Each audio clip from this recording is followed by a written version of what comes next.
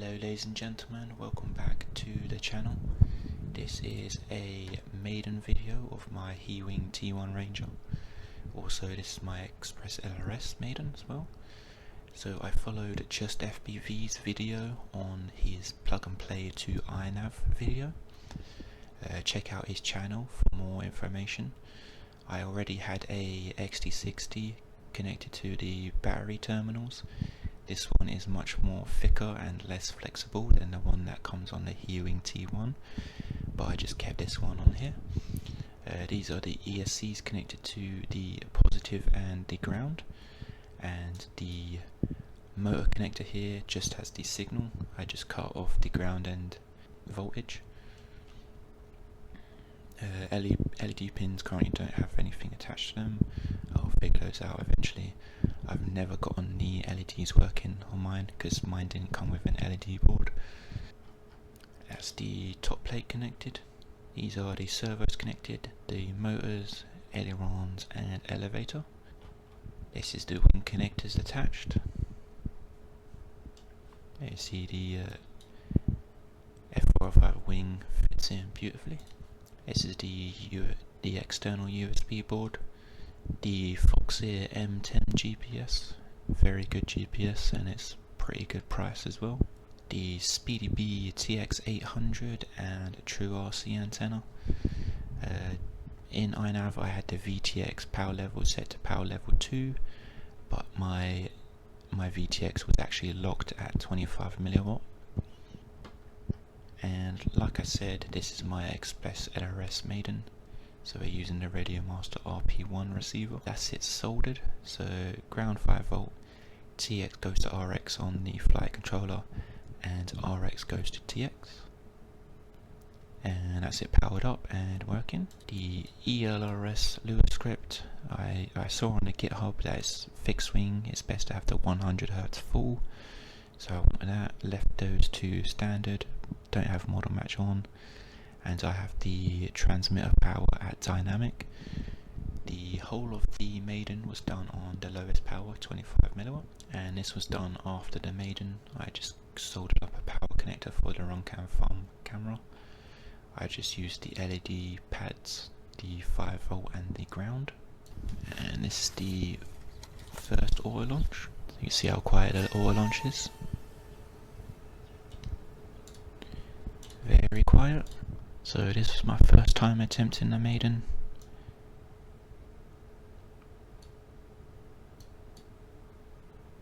As you can see, the ailerons were in the wrong direction and I didn't have a chance to correct it in iNav because I tried again and the tail snapped off and also the wing connector snapped off as well.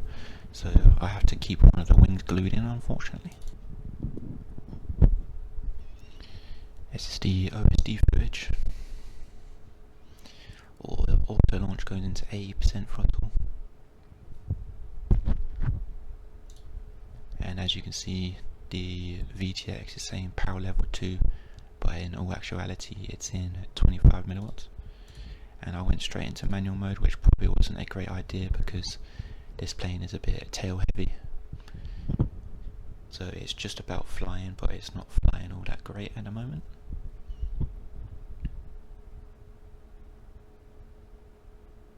And then that's the stabilization kicking in.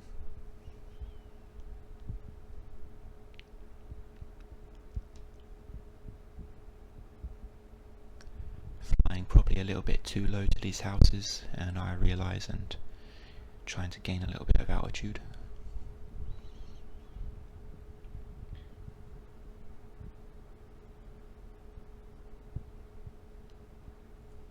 So at 50% throttle, we're just under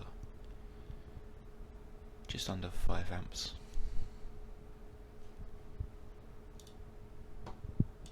Oh, I just realised that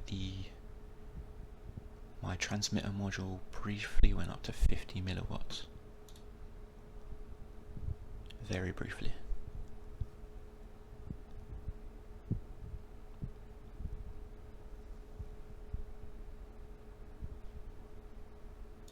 And this OSD element here is a crosswind estimator. It estimates the speed of a crosswind and the direction based on how much the flight controller is compensating for the wind.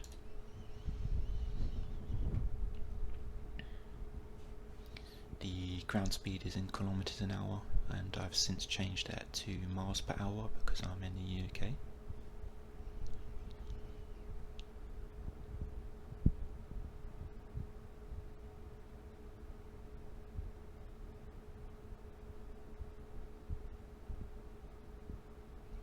The camera I'm using is the Cadex Ant Nano camera.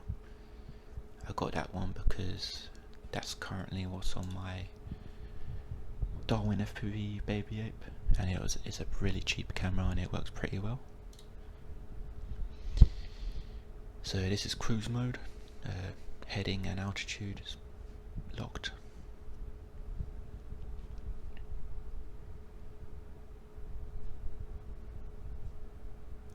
Testing out return to home. You can see the OSD is being overlapped here and it's being cut off. Gonna have to change that.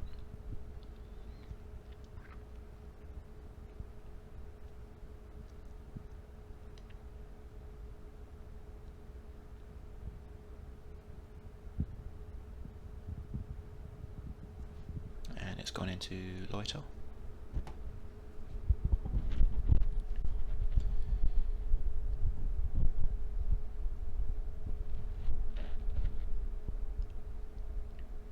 So RTH is working perfectly, and I decide to do a origin.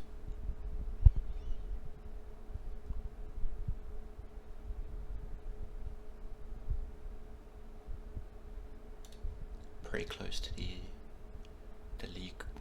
legal max altitude here.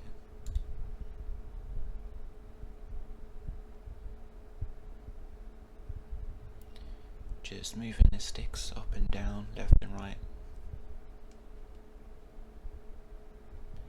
getting the roll and pitch rates adjusted.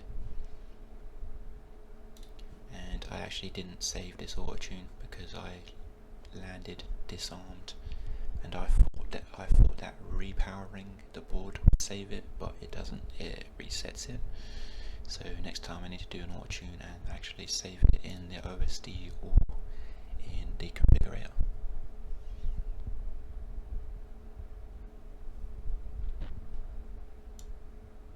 So I'll come in for a land.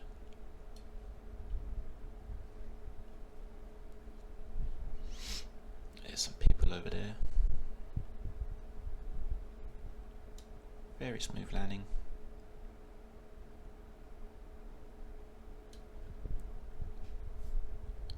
Second auto launch was a bit sketchy.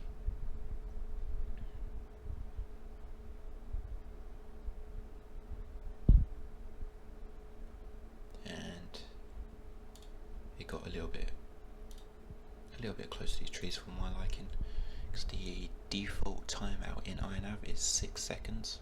So basically the auto launch will go for 6 seconds and then it will level out and cancel. I've changed that to 10 seconds. I've also changed the throttle to 70% instead of 80. I'll give that a test next flight, see if that's any better.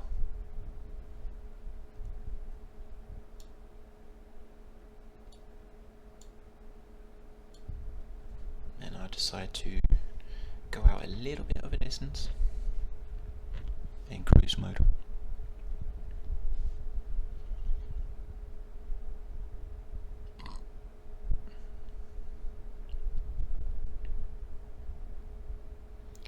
As you can see, the video is starting to get a bit grainy, and then once we hit 800 meters, it really starts to struggle, and around 950 meters it completely goes. Bearing in mind that was all on 25 milliwatts. Return to home doing its thing, and then get video back.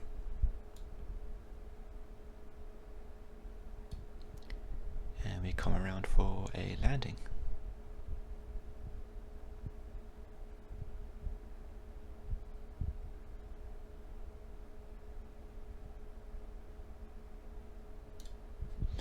There we go.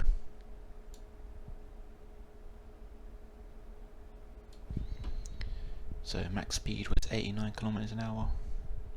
We did 1 kilometer on that quick little thing. So the whole maiden we travelled 7.7 kilometers. And yeah, very successful maiden. Next flight we're going to have run cam farm footage. So stick around, subscribe if you want to see that, and I'll see you guys in the next video.